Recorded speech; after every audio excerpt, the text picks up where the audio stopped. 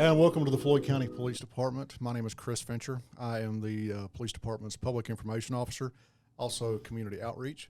I am joined today by some ladies from the fire departments. Y'all are in the Training and Education Division, correct? We are. We have Linda and Shasta. If you would introduce yourselves and tell us what you do at the fire department, how long you've been there, and that sort of thing. Linda, we'll start with you. Linda Patty. I'm a Fire and Life Safety Educator 3. Been there 6 years, and we educate the public on fire and life safety. Cool. Shasta? My name is Shasta Fair, and I have been with the fire department for 2 months. And, we are, like, tag team educating Rome, Georgia. Passionate about our job. Yeah, absolutely. 2 months, and you've jumped off into the deep end. I have, yes, and haven't stopped running. Right. Still swimming. Yes. So some of the things you do are community events, but you're in the schools, right? Yes. We are. So fifth grade fire education, right? We do the Level 5 Fire and Life Safety program. It's been around for 42 years. So it's a big program in Rome. Right. And Floyd County. And but we also educate other public and citizens. Senior citizen groups. We've just booked quite a few of those this week. And anybody that needs it. We go to industries and teach fire extinguisher training. So yeah, if we don't have a program, we can make a program. So you and I have talked in the past just kind of about what you do, and you sort of represent all of public safety whenever you go into the schools, right? Because you get a lot of questions from kids. We do, and we try to make sure that they understand the unity that we have with the other public safety offices, because we can't, or agencies, because you can't do your job without the others. Right. Fire department cannot put that fire out unless the police are there to help do all the other stuff on the back scene with it. EMS, the same way. So, yeah, we all work together. One big happy family. Yeah, and that's kind of led us to what we're here to talk about today is our Public Safety Expo. I'm really excited about this. This is going to be a huge event, and we're really hoping for a big crowd to come out. We've got my last tally, we've got somewhere between 19 and 20 agencies that are going to be there just from all over. So if you imagine a response, right, some sort of emergency, some sort of natural disaster, we've included everybody that's going to be part of that, right? Right, because we want, first, the community to see what you're paying for, right, and how you're being kept safe. Mm-hmm. And we also want you to see, again, like I said, the unity in our city and our county. Yeah. So there's also going to be some demonstrations. I think, to me, that's going to have the most impact of anything. I remember as a kid growing up, I was in the school safety patrol. So I got to go to the police station and kind of be a part of details there. But also when the fire department came around, there was that attention and direct contact. I was able to ask questions, and that was always really, really neat to me. Yeah. So there's a lot more to the fire department than the big truck with the water. Yeah. There's a whole lot more to it. And then we're going to have our safety trailer there. So Shasta may want to tell us what that entails. It's fun. Yeah, I'm super excited about our fire safety trailer. It is a hands-on, like, virtual, interactive, best way to show a fire scenario. We have two different scenarios. We have one side's kitchen and the other side's a bedroom. And it's really cool because there's fog machines built into it that simulate the smoke, and then there's lights and stuff that looks like fire. Actually, it's pretty realistic. The door gets hot. Yeah, the door gets hot in the bedroom. The alarms go off.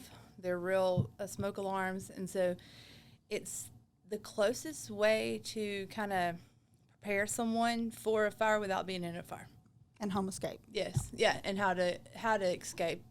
You know, a lot of how we train, and even the fire department, how y'all train, is practice and going ahead and getting it in your mind what you might do. So even though the house might not look like theirs, they've still got a thought of what they might do and how they might get out. So to me, that's pretty cool. In an escape, it's all about getting out. So it's whether it's staying put and letting the fire department come and help you get out, or if it's get low and go. That's the main thing. And I think that's the way with any public agency, whether it be police or fire or the sheriff's office, that, you know, a person's life can't be replaced. Yeah. So that's what it's all about. So we're not going to be the only ones that are going to be at the expo. We've got the city police department's going to be there. We'll be with them doing a car seat replacement event. So anybody that has an old car seat or someone that may be damaged. So the trick with car seats, and y'all could probably talk about this as well, is if you buy one from a yard sale or even from a pawn shop, it's best not to get it, because if a car seat's ever been involved in an accident, you have to get rid of it. So we'll be there to give new car seats, and we'll also have clinicians there that will be able to install those free of charge. And we'll also have things to give away as well. But I like this also because it's going to be a good recruiting event. People can come out and say hello and ask questions because, during the week they're at work. So on the weekend they can always stop by. It will be. And hello. I know y'all are recruiting at it. Yep. The fire department, we will not have another hiring until probably the first of the year. Right. But you can still come out and go to our human resource office, put your application in, and when we do hire, they'll pull from those files first. Public Works is also going to be there. Speaking of demonstrations, they're going to have an excavator, and they're going to let people get inside the excavator and she was asking about that. and move around and pick things up. We're going to have a big space cordoned off, so people will get to go out and play in that. So y'all are just as excited about it as everybody else is. Well, we don't get to see that side of it. Yeah. So, I'm also excited about Georgia Forestry coming out because I've heard all of these things about their trucks, but I've never seen one. Yeah. I mean, it's not that often that we see them. Usually in an emergency situation. So a forest fire. It's going to be nice to see things in a non-emergency situation. And so I want to see, compared to the trucks we're used to, with the difference. DNR's coming.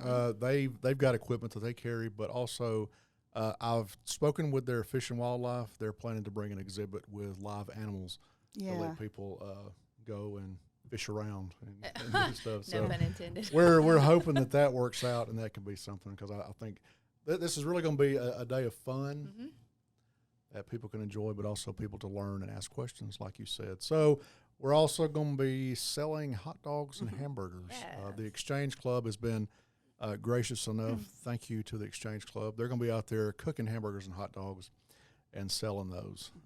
So we're looking at Saturday, July the 10th. The time is going to be from 10 o'clock in the morning until 2 o'clock in the afternoon. And, if the crowd continues and there's still a good enough crowd, we may not leave at 2. So how much fun we're having. Can I ask a question to make sure we all understand? Yep. When you're coming to the event, where should they enter from? So we're going to be at the Coosa Valley Fairgrounds. I don't think we said that yet. Okay. So thank you. Coosa Valley. Coosa Valley Fairgrounds on Martin Luther King Boulevard.